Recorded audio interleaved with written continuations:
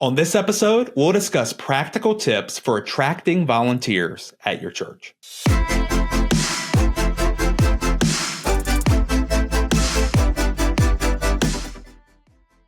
Well, hey there, and welcome to another episode of the Church Leadership Lab podcast, the show that is dedicated to inspiring leaders and empowering healthy churches.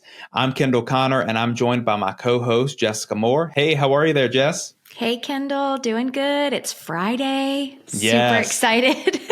Yep, I know exactly what you mean. So we're recording on a Friday. Our podcast normally comes out on Wednesday mornings, but we're going to bring a little bit of that Friday spirit to your Wednesday for everyone who's listening to this today. I love it. Yep. Yeah, I love it. Bringing the energy. Today we get to talk about something that's kind of fun, and it's volunteers. And it kind of just made me think, and I hope I'm not putting you too much on the spot, Jess, but I was kind of wondering, do you remember the very first time that you ever volunteered in a church service or in a capacity like that? Do you remember that? I do. My husband and I, our church transitioned from we were renting out a space. So it was a set up, tear down situation. We were in a performing arts center. So it was made for performances, but they obviously, all the equipment had to come with us. Yeah. And when we were getting ready to transition out of that space and go into our own church, they were, obviously the staff was looking for volunteers for church or for kids ministry and for worship, all the things. But I felt like God was calling Jeff and I to help with kiddos. And I love younger kids. I think they're just so hilarious. 4 to 5 year olds, kindergarten and preschool and kindergarten age, they're completely unfiltered and unhinged. Yes, and I have a kindergartner currently, so entertaining. 100% know. Yes. And so, I kind of nudged Jeff and I was like, I really feel like we need to serve in kids ministry once we move over to the new campus. And he was like, okay, fine. So anyway, we went over there and we did orientation, and our first morning, especially with little kids, as these parents are dropping off their pride and joy, I'm like, what are we doing? Yeah, it was a little overwhelming, but our church did a pretty good job at equipping us. And then we did that for a solid 3 years and then had to step down. But and I loved it. And we got to know these kids, we loved on them for It makes a big year. Difference. Yeah. It was so fun. So this is a perfect opportunity just to shout out all those kids ministry workers, right? All those volunteers, because you are literally changing lives. Yes, changing diapers and changing lives, man. Come on. If that's not a slogan in some church somewhere, it needs to be. I love that. I was thinking back to the very first time that I ever had the opportunity to volunteer in a church.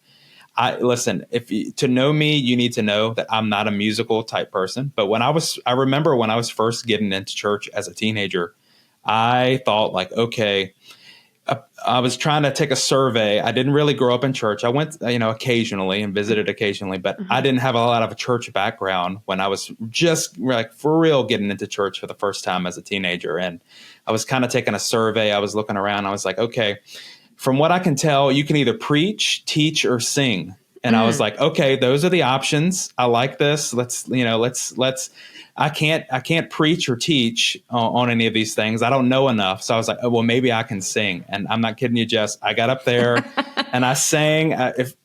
Here's a throwback of a song. I sang Who Am I by Casting Crowns. Come on stage. Yes. And it only took one time. And I realized okay, this is not for me. This is.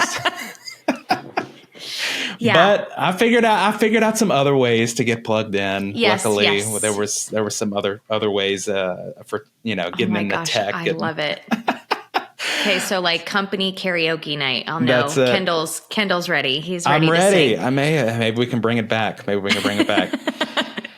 So today we get the chance to talk about volunteering, serving in churches, and attracting volunteers. And we'll get to change things up a little bit because normally, a lot of times, Jess, we get a great, so many great guests that we have come on the podcast. But today, you and I get to talk through some content today and get to speak on the topic of volunteers, what I consider to be one of the most consistent challenges that churches face. Yes. And that's getting more volunteers, getting more people involved in serving and volunteering. And I heard someone say recently, there's like the 80-20 rule in church life. And that's that 20% of the people in the church do 80% of the work of making it all happen. So true. And I was like, okay, well, maybe, or, what if church, it didn't have to be like this? What if we weren't stuck in that cycle? What if there was a way that we could mobilize the congregation into that mission, into that ministry?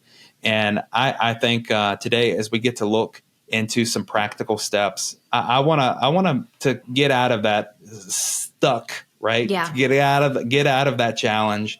And so today, if you're listening, whether you're a church of 50 or you're a church of 5,000, I know that building a strong volunteer culture at your church is crucial. It's crucial for your church health. Yeah. It's crucial for your growth. Mm-hmm. And so today we're going to talk about some ways to make volunteering irresistible at your church. And so the way we're going to do that is talk through 10 practical tips for attracting volunteers at your ministry. And so that sounds like a pretty good topic, don't you think, Jess? Yeah, I think you totally nailed it. This is something that every church has to navigate. Yes. And you said make it irresistible. I think that's great. That's a tall ask, but I'm here for it. Let's do it. So before we jump in, I'd say, for everyone who's listening today, I want to encourage you, hit that follow button, hit that subscribe button, wherever you're enjoying our show from. We want to make sure that you stay in the loop for all of our episodes as we continue to just release these conversations and provide valuable resource to you. That is the very best way that you can make sure that you don't miss a thing. Because we've got some great stuff coming up just in the next few weeks. We've got some incredible guests lined up. I can't wait for you to hear them. And so be sure to hit that subscribe, hit that follow button so that you don't miss anything. So without further ado, I want to jump in to these 10 practical tips. The very first tip that I want to start with today to help with attracting volunteers at your church is, listen, number one, start with vision, not needs. This is big, Jess. This is huge. This is huge. Go ahead. I was going to say, well, we can go in 100 different directions, but I think this applies to really your church as a whole, right? Mm-hmm. This is bringing people in to be a part of your ministry in any capacity, whether they're attending, giving, or whatever. Yes. But yes, your volunteers, the more they buy into your vision, the more effective they will be. So yes. This is a good one to start on. It is a good one to start, because here's the thing is that if you stand on stage and you just share all of the needs that you have, it's just not going to be compelling, right? Yeah. People just aren't drawn to that. And even if they are, it doesn't really position this as the opportunity that it is. It doesn't get people excited. And so maybe they jump in, maybe they help, but they're coming from a place of, oh man, I just feel bad for this church. I gotta help them. Right. And it's not the right place to start. People are drawn to vision, not desperation. And so I just think it's so important to start with casting, just a compelling picture of why people should volunteer, why they should serve in your church, and letting them know the kingdom work that's possible when they do this. Letting them know, like, hey, you may be feeling, stuck. You may be feeling like you're like you haven't been able to make a difference. You can make a real difference in the lives of souls. You can make a difference in S community. You can help us to change this city. Yeah. By volunteering, by getting involved at our church. Do you know the lives that you can change, that you can make, the things that you can make possible just when you give up an hour in your week? Like, do you know how big of a difference? Absolutely. I think too, it's easy to just think like, the pastor's speaking and he's the one bringing people to Christ. And, then, you've got the worship leaders and they're ushering people into worship, and there are different roles. But it's really important to remember too, that the individual lives that are touched are the ones that, so like, yes, a pastor can give an incredible sermon and an altar call and people are raising their hands or coming to the front. Like, that matters so much. But also, volunteers have a unique opportunity to be the hands and feet in a really practical, tangible, relational way that a pastor can't always do, right? Pastor can't do it all. It's just one person. Well, yeah, and it's not even a matter of doing it all in the sense that the job, he can only do one job per se, but truly, interacting with those people at the next level, the relational level, is so important. And that's just not just applicable to children's church, although children's church is probably a really practical example. But as those families come in, maybe it's their first exposure to Christ and the sermons may be great. That's expected. I would hope you go and you're like, well, we're here because the sermons are great. We're here because the message is great, or it's clear, it's concise, it's consistent, whatever. But leaving an incredible impression with either like a welcome person, like your greeting team or your hospitality team, providing that extra level of help and touch point as someone is coming in for the first time, or being that child's favorite person at church. You're the favorite teacher, you're the favorite teen helper or whatever. That's like sprinkles on top of the cake, right? That's something that is memorable, and you are so very tangibly and practically being the hands and feet of Jesus in that way. 100%. I think it's easy to just think like, hey, me showing up every other week just to be making snacks and crafts isn't going to make a difference, but it makes a much bigger difference than I think people realize.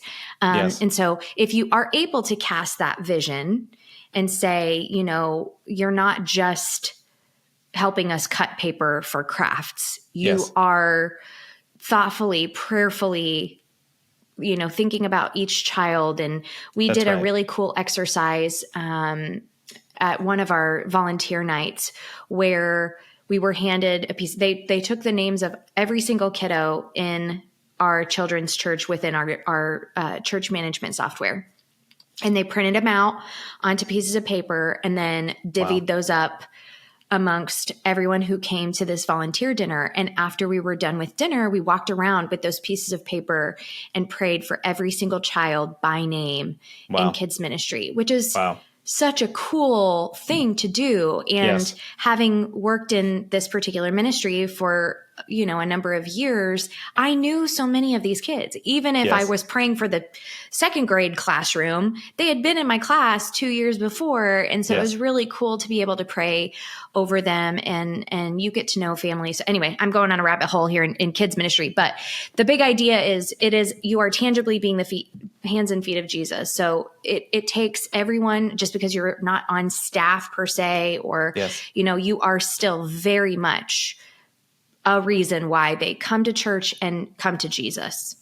And when you are recruiting, when you are trying to get new people to sign up, leading with the idea of like what we're trying to build here, like just so you know, like we're trying to build not just like a kids ministry that the kids have to come and endure once a week, right? Like they have to sit through front. We're trying to build the best hour of their week. Like we want this to change their life. We want it to be something they look forward to, leading with that vision rather than saying we need somebody to prepare the lesson, right? Or, to fill the snack cups, right? Like it's inviting them to be a part of something bigger than themselves. And so number one, start with the vision, not the needs. And, like letting people know, you're not just running slides, or you're not just,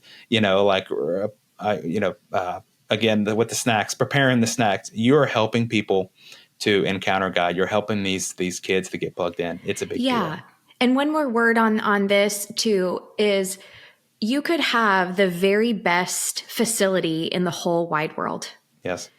And someone could walk in and walk out and not encounter Jesus there. It's not the building. Yeah. It's Right. not the space that make that experience. It's the people. It's how you feel when you're there, how you feel when you leave. And then if there's follow up there. So that's the type of people you want. Hey, we don't want you to commit to X, Y, and Z running our amazing coffee shop because you make great coffee. No, we need you there with your smile and with your Right. kindness and That's right. with your willingness to slow down and say, how are you really doing? How can I pray for you? Love that. The facilities don't make it. It's the people. And if you can cast that vision and invite people into it, that, to your point, you know, I'm signing up for, I'm buying into a much bigger thing. Yes, 100%. All right. Number 2, for how to attract volunteers, create clear on-ramps. And here's what I mean. You may have someone who's ready to get involved at your church, but if you make it difficult for them to get plugged in, they're not going to be able to actually make it to start serving. And so really you've got to simplify your process to folks getting involved. And that can look like many different ways, right? And you're going to have to figure that out for what works for your unique ministry. Maybe that's an online sign up. Maybe it's the Connect card that you have in your pew or in your seats. Maybe it's an info booth that you have where, you know, people are going to come here, or a class, a team orientation is what we call it at our church, you know, like a designated place for folks to come, for them to, if they're ready to make their move, here's the clear way to get involved. And, you know, this is something that I feel like we often miss, right? Yeah. It's like we want them, but we haven't made it easy for them. You know what I mean? Right. I think with this too comes clear expectations. What does it look like? And that can literally be what it's called, like on your card. Yes. Join our kids ministry team. What does that look like? And then you set those expectations right from the get-go, so people have an understanding of what they're signing up for. And obviously there's room for margin there. You know, you have an amazing volunteer who's only available X, Y, and Z. Well, they can, you know, own a certain role or whatever. But just generally speaking, hey, this is what we look for when we invite you into this volunteer role. Any information that you can give, I feel like just goes a long way, because people are going to have questions, right? Yeah, and they're going to be wondering, what am I signing up for? And so, you know, as I mentioned, something that we do at our church is we do a specific team orientation. We do a specific event that's once a month where if people are interested in getting involved, you know, in serving, they can come and get a clear picture of what it looks like and hear details of what that is before they ever, you know, ever are scheduled or any of those different things, right? It's a place for them to ask questions and to learn. And so, again, that's going to look different for every different place, but ways that you can help people to figure to sign up is something that is so important on this. Figure out what those clear on-ramps are. I would encourage every person who's listening to this today in your church, take a good look at what you're doing and make sure that it is just amazingly simple for folks, and you're going to get more people to come in. Yeah, I agree. Have someone available every single service. Yeah. You're never going to have a time where you're not going to need more volunteers, and it's okay. That repetition is important. And, you know, I think it's important to remember too, that like your job is just to make the ask, right? The Holy Spirit will move. And that's for everything that you're speaking to and requesting and imploring from your congregation and your people, whether that's obviously giving is same practice. But if you're inviting them into the process in their spiritual growth, because that's what this is, there's steps in spiritual growth and membership growth in some churches. But generally speaking, the obedience is we are conditioning our congregation, our people, to be sensitive to the Holy Spirit to meet needs, right? Yes. And so in this particular need, your job as the recruiting person at your ministry, in whatever capacity that is, if you are managing to volunteers, your job is the ask. Yeah. As much as you can do to help them understand what they're, you know, signing up for, the better. But ultimately, if they're like I was really feeling led to serve in the kids ministry. Jeff needed a little more work, and we worked on it. And he, Yeah. you know, he was ready to go, and he ended up being great. He was the one teaching the class. He was a blast, but they just needed to ask, right? And then just prayerfully consider getting involved. Here's the areas where we have the most opportunity, not need, right? Here's the areas that we have the most opportunity. And then this is what that looks like. So, yeah. So I love this next tip because I feel like this is something that as I've tried to grow our team at our church, this is something that I've learned a lot in this season. And so number 3 is ask personally and specifically. Let me tell you what I mean with this. So we just talked about having opportunities for people to get involved. Sometimes, let's be honest, there are certain people, they are not going to respond to an all call for folks to jump in. Right? They are not going to respond on stage when someone says, okay, listen, we've got opportunities to serve. We've got a team orientation, or we've got this step, or we've got this, we know, whatever it may be, they won't respond to that. But I would encourage you to take it one step further. If you're that leader who's trying to grow your hospitality team, or you're trying to grow your tech team, or whatever it may be at your church, be on the lookout as a leader for people that you can ask personally and specifically. And so when you see someone in your church that was like me as a teenager, who had a lot of giftings in things like tech and computers and things like that, someone personally came to me and said, would you want to get involved on our tech team? Would you want to get involved in a way? I see these gifts in you. You can put those to work and do something for Jesus. You can put this to work in our ministry, and you can make a difference in the lives of people. And it made a difference. It changed my life forever. Right. And so, listen, I would encourage you, if you are a leader, for us, my wife, she and I, we currently in this season of our church, we lead our hospitality team, our guest experience team at our church. And we are always on the lookout, y'all, for people like, oh, man, they are so good. Do you see that person? They are so good at making people feel welcome. They could talk to anybody. Look at the way they light up the room. I want them. And so we will go to them specifically, and we will ask them like, hey, we'd love to get you involved. You've got a gift for this. And I can tell you, it makes a big difference, those personal asks. Because sometimes, imagine they may never respond to pastor standing on stage, right, and saying like, will you get involved? Have you experienced this, any, Jess?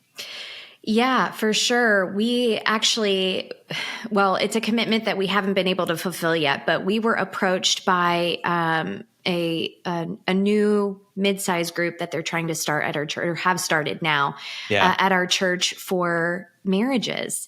And this is something that, like, I'm so, so grateful. God is so good. Jeff and I have a great marriage, and we have so much fun together. And so, it's something that evidently was noticed right at our church. And so we were approached to help lead that ministry, and the timing wasn't right. We had a kiddo that was about to have surgery, and it's actually been a real bumpy road since then in our family and our personal lives. So it was a no, not right now. But it was definitely difficult to say no, because it must have felt like an honor, right? That like they noticed that in you, right? It was a huge honor for sure we felt very seen, right? And that's something that you would have to kind of know us to know that, right? And so, I think it does help people feel so seen personally. It does feel like an honor to be asked. And I think that's a really important way to frame it, because when we first, were working through this stuff, I was like, ooh, that'd be hard for me to just walk up and be like, hey, do you want to be on our volunteer team? Because it's way harder to say no that way too, isn't it? So, but you're right. If you can see someone for their giftings, that is a huge honor. If nothing else, even if they cannot commit, worst case scenario, they say no, but you have built them up and you've edified them in their gift. And so that's a win, no matter what, at the end of the day. And again, like I said on the last one, your job is to ask. Then whatever happens from there is between them and their families and the Lord and their level of, bandwidth. But you're absolutely right. I think it's very powerful to be able to approach someone and say, hey, I've been watching you. I've been watching the way that you do X really well. I can see that God's gifted you in this area. Yes. Would you consider joining our team? Love that. So again, number 3, ask personally and specifically. Mm-hmm. So to go on to the next one is number 4, celebrate and appreciate your volunteers publicly. This is big because I'm telling you, this is kind of dual purpose, right? You're going to accomplish 2 things with this. If you can make volunteers feel like heroes in your church, then you're going to accomplish 2 things with this. Not only are you going to make your volunteers feel appreciated, right? They're going to feel like they've been seen, that their hard work has not gone unnoticed, right? But you're also highlighting this and celebrating this, and it helps to recruit other people to do the same thing. Like, okay, I can see that if I do finally commit, if I do finally jump in to volunteering at this church, that I'm going to be noticed, that I'm going to be cared for, that I'm going to feel seen. And I'm telling you, it attracts people. It makes it's making volunteering irresistible at your church. Yeah. And those ways of appreciating your folks, they go a long way. Because there's moments, right, when you can privately encourage people. Like you can say, like pull someone aside. Hey, thank you so much for what you did today. And there's moments for that. I don't want to take away from it. Right. Yep. But those public shout outs from stage, I think I've seen churches do, a volunteer of the month highlight on their social media pages. Right. Or, like having some kind of public thank you from stage can just it's dual purpose. It helps to not only encourage your people, your current team members, but also to attract new people. Yeah, this is a really interesting, because our church did phenomenal volunteer celebration, but it wasn't ever, not public's not the right word, but it wasn't ever full congregation facing, right? So they would do these big like dinners, and they would do like a little award ceremonies and stuff like that at the dinner, but it was never done in a way that the rest of the congregation would see. And you're absolutely right. I feel like that would be like a FOMO situation. Like, wait, I want to be a volunteer. That sounds fun. I want to be a volunteer. Right. That's a great idea. The other thing I want to say too is just a practical analogy. And this goes without saying, but it's a good visual. You can't pour from an empty cup, right? So you've got your volunteers, and you said this at the beginning too, like, I don't know, 30% of the people do 80% of the work. Is that what you said? 20 and 80, but you got it. You're close. Yes. So those people, right? You're 20%. They are pouring from an empty cup a lot of the time because they're doing so much. Yes. And so I think, yes, those big public celebrations, the one-on-ones though too, really are so valuable. Like going to someone and just looking them in the eye and saying, you are a critical piece of what we do here. Thank you so much. Can I pray over you and continue to pour into you? I think that's super important. But two, those big ones. I mean, public celebration, like everyone pretends to not, you quit, but really we love it. We love it. And it's important to celebrate those people publicly, for them, for the ministry too. Like as a parent, if I'm sitting at church and they call up, we have one lady who is amazing. She works with our special needs kids at our church, and she's so fun. She wears a tiara every week, and she just is sunshine in human form. And when they celebrate her and they brought her on stage, it was actually in the old location. I just thought, what a saint, an actual literal saint who shows up every week and pours her heart out. And this is a ministry to not only the kids in her class, but those parents and those families and the generational impact that she's having. As someone sitting in the seats hearing this story, I'm like, listen, I want to make a difference like that. I want to make a difference too. And then it builds confidence in the type of people that you have running the church. I think is a big reflection too. Mm-hmm. And so this is maybe like a point of caution, like keep in mind, these people are representing your church but, Yes. but if you've got the right people there, my goodness, does that make such a big difference? So yeah, sorry. I think I went 3 different directions on that one, but no, but public celebration's big. Sense. The one-on-one celebration is big. And then if you can bring those people up as a representation of the heart and the spirit behind your ministry. And I think it causes that like FOMO reaction of other people wanting to be a part of it. Yeah, I don't want to miss out, right? Like I want to be a part of this. Love that.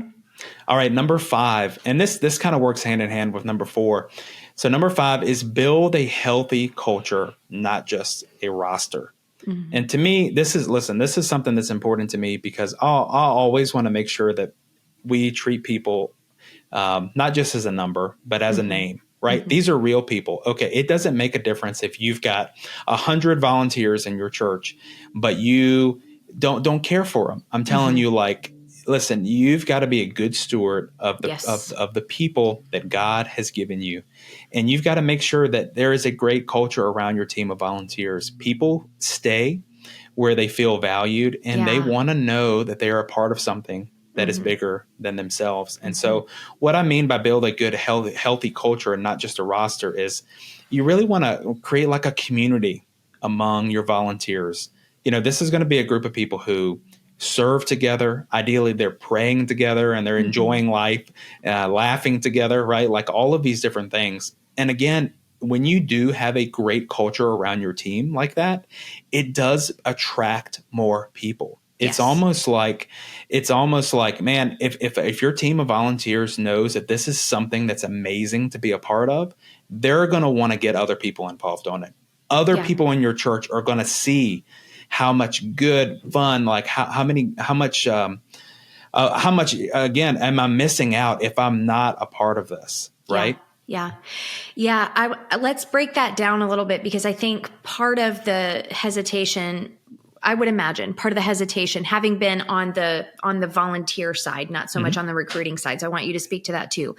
But part of what's so challenging about keeping volunteers engaged is the time commitment. So when you say this, you want to serve together, pray together, laugh together. I'm thinking through ways to do that without asking more time of your volunteers. And so there is a way to do that, but also let's talk about so quarterly you have one more event that they don't have to do a thing. They just show up. Yes. And that can be your volunteer appreciation dinner. How can you make that fun? How can you make it not just you standing there and updating your policies, right? How can you make it a time where, those volunteers are getting to know each other? Are you doing minute to win it games? Do 3 or 4 games. Everybody's laughing. Everybody's having a great time. Maybe do the cheesy conversation starter cards. Whatever that looks like, they already are going to be there. Feed them well, and then try to encourage the community building in a time and a place where they're already committed to. So in going way back to number 1, what does it look like to serve in this capacity? You can anticipate being here at this time every Sunday or every other Sunday, whatever the frequency is, the times. Also, we are going to feed you a big, wonderful meal at, every other month or quarterly or whatever that cadence looks like. So if you've already set the expectation of the time commitment and you're not asking for more, then use that time wisely. Be super, super intentional with it. Also, do you have a communication thread with those people? So our church, we were using, I think it was GroupMe to be able to communicate within our teams. There's wonderful platforms to be able to do this. We've got an app at Ministry Brands that you can use to communicate with. This would almost be like a group. You would put your volunteers into a group and you can engage with them there. Are you building up community even in that space? You're not blowing them up all the time, but maybe every Tuesday we do prayer requests. Hey team, who's got a prayer request on Tuesday? How can we be supporting each other this week? Right. Or, what's everybody's favorite color? Kendall knows I throw this stuff in our I haven't in a minute, but just throw fun questions in there where you can kind of facilitate those conversations. So utilize the time and the communication channels you already have to build this culture. It doesn't have to require more time from your volunteers. I want to share this too, and we've got a lot more of the tips that I want to get through, but I want to share this really quickly. So for again, my wife and I, we've been leading in this season the guest experience team at our church, and something that we do once a month is we do what we call the guest experience team sync. So we'll on a Sunday afternoon, we have all of our team come for 1 hour, and let's be realistic. We do these on Sundays to try to not add another day of the week, but and not everyone of the team can make it every single time. But it's just as you described. At these team syncs every month, we always have a dessert. That's just because it's afternoon time. People have eaten their lunch, but we always have a dessert that we have. So it's something that we get to give to them. We have a fun time. We have fun at every single one. We always pour into them. And so we have somebody that shares something practical that they can learn from. So we're helping them grow, right? It's something that we can give back to them. We always celebrate someone who's just killing it lately. Here's the hack. We do these once a month. Anyone who we've mentioned that you would be great to join the team. Anyone who is just a little bit interested in joining that guest experience team, we invite them to come along to it. Because here's what I know. If they get in there with those people and they just get around our team who absolutely love guest experience, it's so contagious, and they're going to want to get involved right away. And so that's a Kendall hack that I can give you today for everyone who's listening. And overall, just building that good team culture, it's attractive to people, and they're going to get involved. All right, number six. So if you're going to get volunteers in, you've got to clarify your roles and expectations. Here's the thing. You invite somebody to come in and it's a muddy mess and it's not clear how they can get involved or what they're supposed to do. They're going to serve one time and they're going to be gone because they're not going to know what's expected of them. Volunteers, they feel more confident when they know what's expected. And so if you can provide a clear description so that it's not confusing, so that they know exactly what's expected of them, what their responsibilities are, what's the why behind their role. It's going to be huge for getting those people to keep volunteering. It's going to make it easy for them to get involved. This is something, again, I feel like I'm speaking from a place where I've been living this, y'all, for these past few months, because we stepped into helping this in my own church. And we had to figure it out. Okay, like, what is a greeter? What does a greeter do? Right? What does a win look like for a greeter? And what does a fail look like? Right? And so having those things down on paper, and even, listen, we created these little like index card cheat sheets for each one of those roles. And so that people can figure out like, okay, this is what it means to be an usher, to be a greeter, to serve at the first time guest tent, right? Like this is what it looks like. And so having those clear expectations makes all the difference. Yeah, I jumped ahead a little bit, but yes, absolutely. And so tangibly speaking, like what does that look like? And you just said it. I think having all of this on paper to hand out to people is, I would say, critical. I think if you want to be actionable about recruiting volunteers, what are all the different roles? You be prepared to answer questions, but you have those cute note cards with people's faces on them.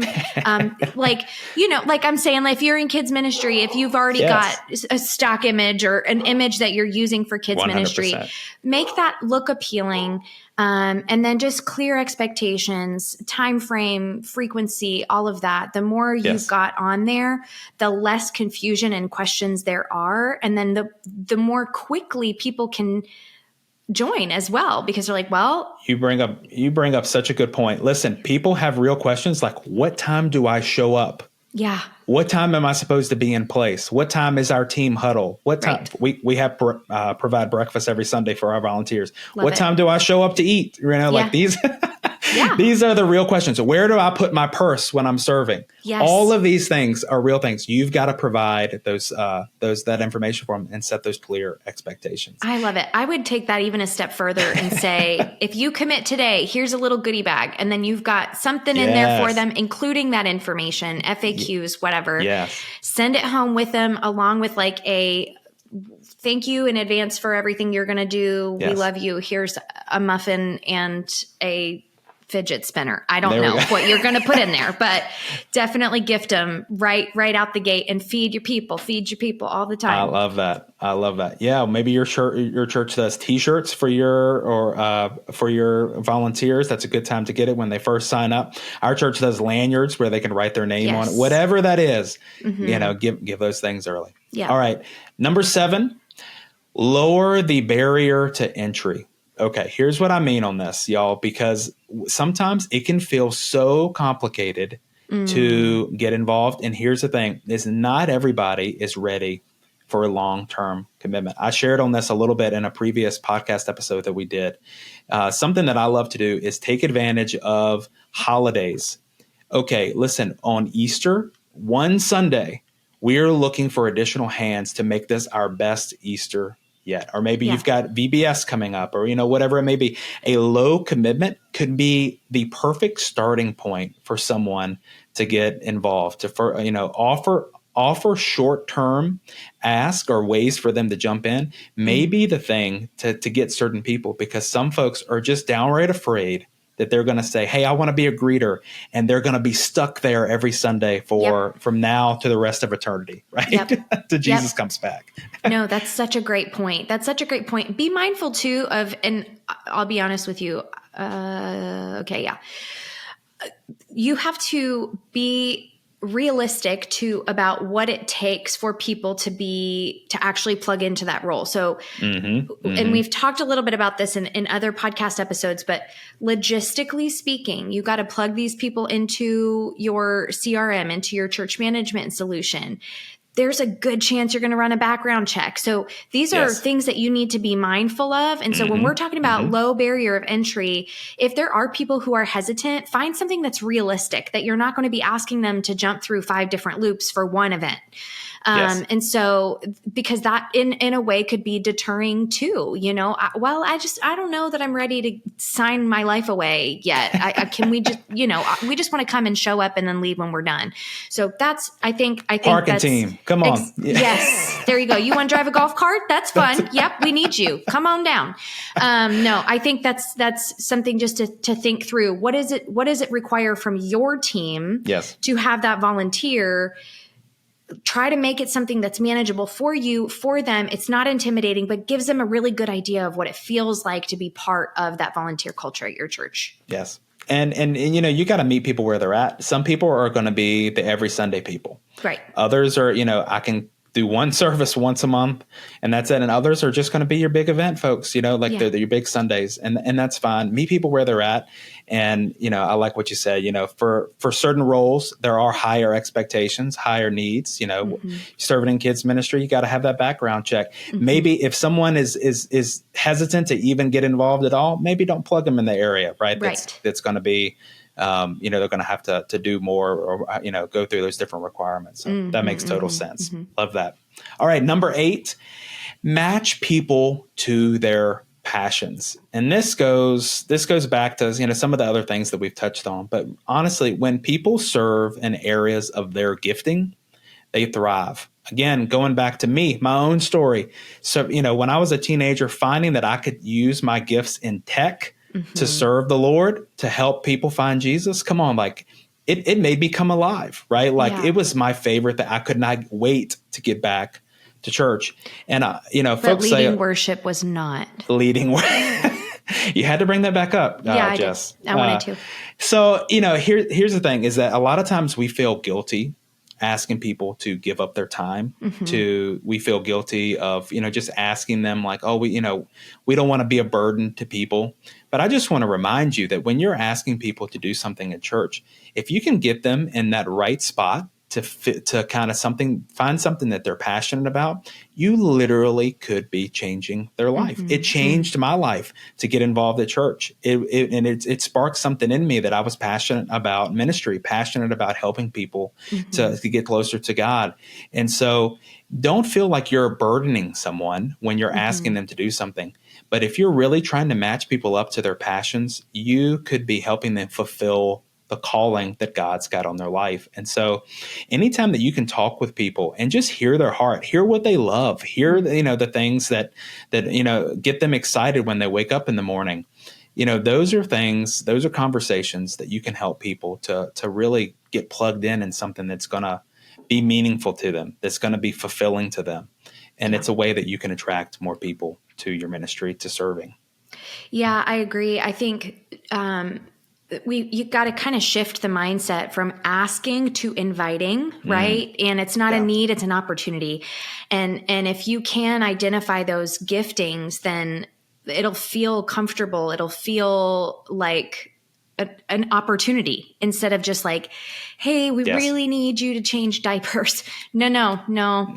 You get that sweet baby to fall asleep every single Sunday. And I have noticed, have you considered coming and helping serve in our in our nursery with our babies?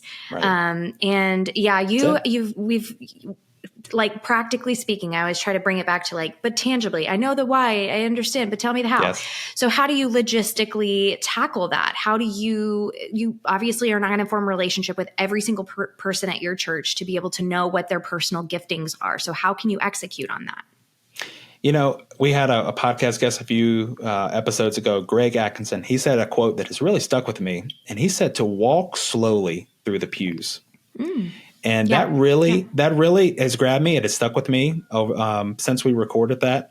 And it just reminded me of getting to know people, because some things you're not going to be able to do from the stage, but you can do on those one-on-one conversations. And listen, none of these things apply to every single situation, but when you can, work, talk, have those conversations with folks and just get to know them, it does present opportunities like this, right? To pair people with their passions. And then sometimes you do, something we've done in our churches, we've done, I forget what you call them, a certain tests, questionnaires, things that can help with that. And so there are some practical ways that you can go about spiritual giftings. Is one that we do at our church. And then two, just interest forms. And this is, I think, a really timely, like a good time to do that is maybe if you've got your next move, or just like a volunteer interest,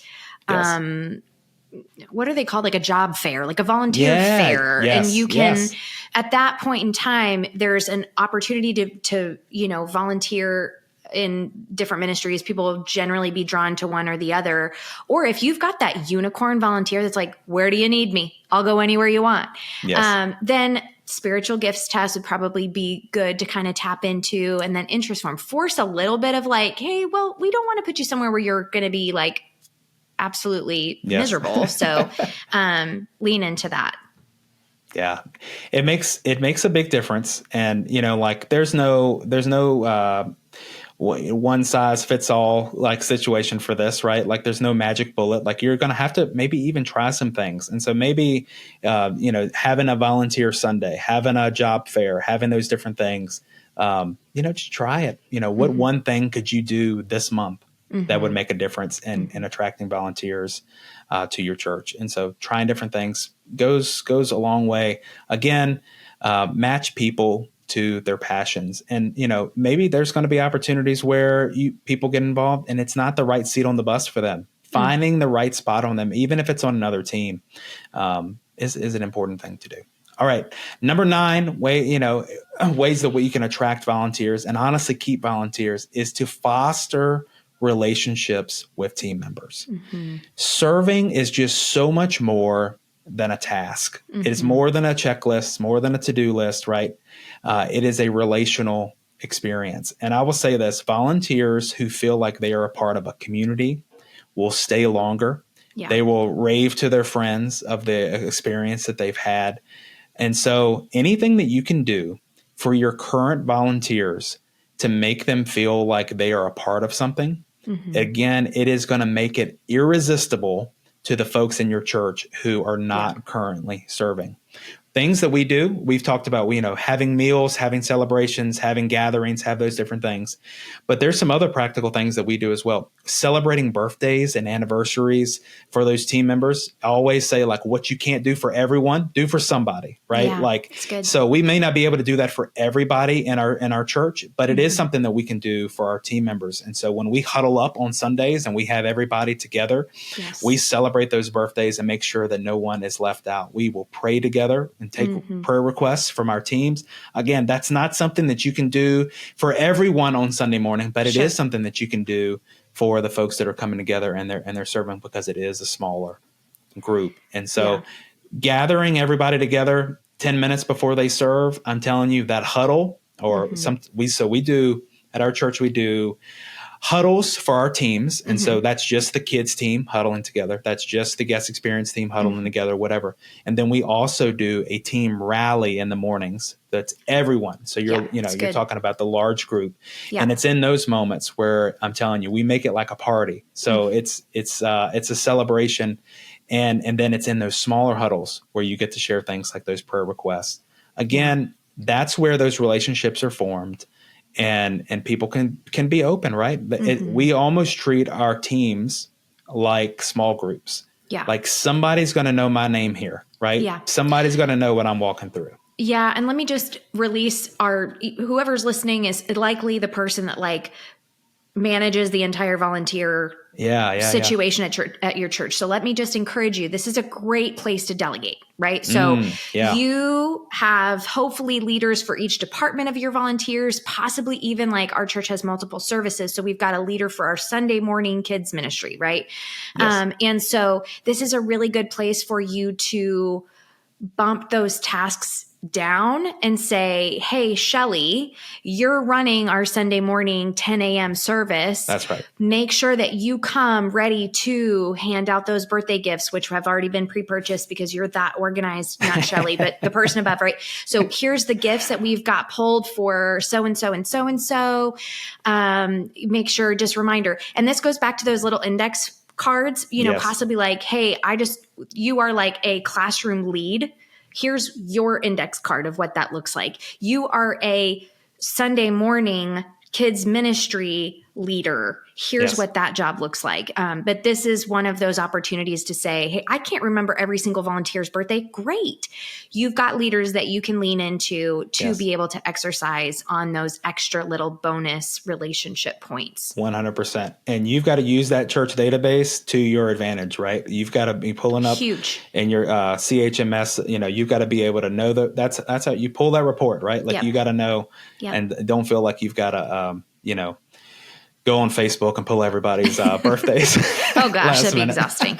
No, that's a great call out, Kendall. All this stuff can be automated, at least within our platform. You can be notified. You could set up interactions so that you remember to call people. This can be made very easy if you want it to be. But yeah. All right. I know that we're coming up on time here. Man, we've shared a lot of good stuff today, but number 10, it's probably my favorite practical tip. And that is tell stories that inspire. Here's what I mean with this is that people are not motivated. People are they're going to be motivated by life change, motivated by mission, motivated by things that, real life change that is happening, not just the idea, okay, there's 12 different places that I can serve at our church, right? And so let me give you a perfect example of this. I told this story again recently. I've been trying to build this team at our own church, right, of guest experience. I tell this story all the time. On our very first Sunday as a church, we're in a church plant, been around 10 years. Our very first Sunday that we ever had, a first-time guest, everyone was a first-time guest except our volunteers that day, right? Someone walked in. And they said that on their very first Sunday of the church, someone at the front door, a greeter at the front door, gave them a compliment about their outfit, complimented their shirt when they walked in. That person still attends our church a decade later. And recently they told us that story of, I felt comfortable coming back to our church, or I felt welcome on that first Sunday because a greeter at the door complimented my outfit. Cute. Can you imagine? Listen, that person since then has been baptized. That person has had their child dedicated at our church. Their family has grown in our church. They literally felt welcomed and it came back to church because someone at the front door complimented their outfit. Okay, so let's dig into that a tiny bit. Yeah. Everybody loves that they've made like a successful wardrobe choice, but that's not what this is about, right? That's not what this is about. That person felt seen. They felt seen, and they also felt, probably being a woman, I'll be honest with you, You never know. If you don't know how to dress for the occasion, it's very stressful. And so sometimes you show up and you're like, shoot, I am underdressed. Sometimes you show up and you're like, ooh, I am overdressed. Neither of which are comfortable. But this person felt seen, like literally, like not just a Reassured. number, not just you. I see you. You matter. I love that top. Like, yes, definitely a wardrobe win, but more so, I think it's that they felt really seen and comfortable, like made to feel comfortable as they were coming into that service. I think that's the big takeaway. I tell that story all the time because people are like, I can't make a difference. Like, I don't want, like, what difference am I going to make standing at the front door? What difference am I going to make if I'm serving in whatever area of the church? And I'm telling you, it's as simple as someone was standing at the front door and they complimented someone's outfit. You think you can't make a difference. You can. Someone's life was changed. They ended up getting, again, baptized. Their family has grown in our church. It's an amazing story. And it came from something so simple. Telling little stories like that. And, over time, here's the thing, as a leader in your church, you've got to be a collector of stories. And you got to write these things down because you're going to need them. Right? Telling stories from stage. Okay, you don't think you can make a difference? Let me tell you, it's the simplest things. You can make a difference. Yes. Come and find out how good it feels to make a difference in the lives of people right here in our city. Yeah. By serving by volunteering at our church. Yeah. Those are the things that can make such a big difference. It's gonna help you as you're recruiting, and you gotta remind people. You gotta share those stories of how volunteering is not just to check a box, right? It is literally helping to change lives. It can affect someone's eternity. And so that's my favorite practical tip that we're sharing. Yeah. I'm telling you, because it makes a huge difference. And so you can share stories from stage. You can share stories in your emails. You can do it in social media posts. So whenever you're doing an all call, hey, we're going to be doing, we're having a team orientation, or, we're going to be trying to get people on our team. Share that, lead with the story of how they can make an impact. Don't just say we've got this need, right? Yeah. And two things to kind of help you gather these stories. This kind of goes back to culture, but have a place where people can document this stuff in real time. Like at the end of your serving time, hey, did something cool happen today? Just jot that down. And then you have created a practice where people can provide those stories to you. I think that's one practical way to capture these in real time so people don't forget. The other one too is, as you're creating your culture for volunteers, I would encourage you to create a culture where you slow down. Kendall, you spoke to this with, just walking slow through the pews. It is so tempting, especially as a volunteer, to be like, we got 5 more minutes. We got to get through the Bible story, blah, blah, blah, blah, blah. Yes, it's going to be quick. But if you culturally say, hey, the most important thing is that God has room to move in whatever this role looks like. Give yourselves room for the Holy Spirit. Factor it in to your morning. I want to have eyes to see who God needs me to speak to today, who God needs me to pray for today. Because that's where those stories come from, is when you stop trying to do all the things and check all the boxes, but really, like, God has you there for a purpose in this moment, on this day, with these people. Have eyes to see, slow down to what he's trying to do, and then have a way to document those wins so that you can turn around and celebrate and glorify God through it. Yes, love it. So, we're coming up on time here. Jess, really quickly, I'll ask you this and then I'll come back to you and let you think about it for a second. But what's one encouraging thing that you would say to anyone who's leading volunteers at their church? And I'll come back to you. I'll let you think on it in a second. To everyone who's listening today, we've gone through 10 practical tips. What's one of these tips that you could implement this week, this month? Something that you could try. Because listen, you're not going to be able to do everything overnight. And so don't let perfection be the enemy of progress, right? Like do something. Try one of these in your church, because volunteers, they're needed. They are the heartbeat of your church. And so let's be intentional about how we invite, how we train them, how we care for the people who make our ministry possible. What you got for us, Jess? Yeah, let me say too, if you guys are watching on YouTube, please drop in the comments exactly what Kendall just said. If there is something that you can practically apply or you're wanting to practically apply, or even what's your favorite tip, please let us know. That helps Kendall and I. We get excited. Every little comment, we get so excited. So yeah, let us know for real. Don't just think about it. Tell us. And then for me, I know this sounds silly, but Kendall, I love food. I love making it. I love feeding people. And I think there's just so much beauty that comes from sitting down in fellowship with people and just enjoying food together. Like slow down to do that. I think we talked through so many things, but I think if you slow down and you sit down with folks for that fellowship, it's going to do pretty much all of the things that we just talked about. You're going to be educating them. You're going to be setting expectations. You're going to be building relationships, celebrating them. It can all be done around a table, eating good food together. So feed your people. Yes. That's my biggest tip, I think. My biggest takeaway.